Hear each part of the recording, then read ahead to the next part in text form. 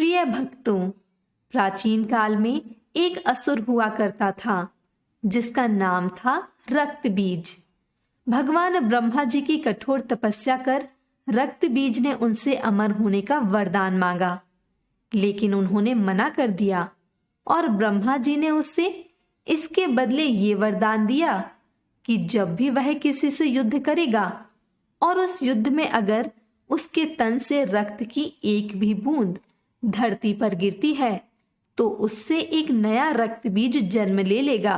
ऐसे शक्तिशाली वरदान के मिलने से वह अहंकार से भर गया और इसके सहारे उसने कई सारे युद्ध लड़े, जिसमें देवताओं को भी पराजित किया। देखते ही देखते रक्त बीज का अत्याचार बढ़ता चला गया। स्वर्ग लोक से लेकर पृथ्वी लोक तक हर तरफ त्राहिमाम मच गया। इस समस्या से परेशान होकर सभी देवता एक साथ इकट्ठे हुए और देवी मां की उपासना करने लगे।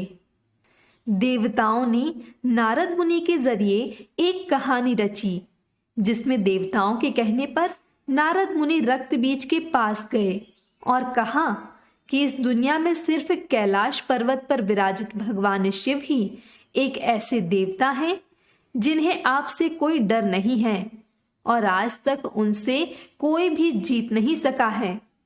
इसके आगे नारद मुनि कहते हैं कि वहां एक सुंदर नारी भी रहती है।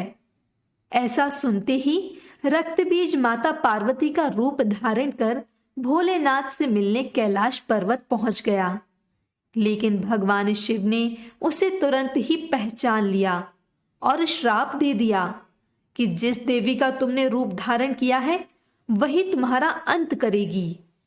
इस तरह का घोर अपमान रक्त बीज सह नहीं पाया और वापस अपने दरबार में आ गया। इसके बाद रक्त बीज ने अपने सभी साथी राक्षसों को बुलाया और उन्हें कहा कि कैलाश पर्वत जाओ और पार्वती को लेकर आओ। अगर नहीं आए तो उसे जबरदस्ती लेकर आना। रक्त बीज की आज्ञा का पालन करते हुए सभी राक्षस कैलाश पर्वत की तरफ बढ़े। वहां माता पार्वती के समीप जाते ही वो सभी भस्म हो गए। जो राक्षस बच जाते हैं वो वापस आकर रक्त बीज से सारी कहानी बताते हैं। बताते चलें कि जिन राक्षसों का माता पार्वती द्वारा वध किया जाता है उसमें चंडमुंड नामक राक्षस भी शामिल थे। इसके बाद रक्त बीज खुद माता पार्वती से युद्ध करने आया। इस युद्ध में रक्त बीज का एक बूंद खून भी धरती पर गिरता तो हर बूंद से नया रक्त बीज बन जाता। ये देखकर माता पार्वती ने चंडी का रूप धारण किया और रक्त की जितनी भी बूंदें रक्त बीज के शरीर से निकलती वो उन्हें धरती पर गिरने से पहले ही ग्रहण कर लेती। इस तरह माता पार्वती ने चंडिका का रूप धारण करके रक्त बीज का वध किया था।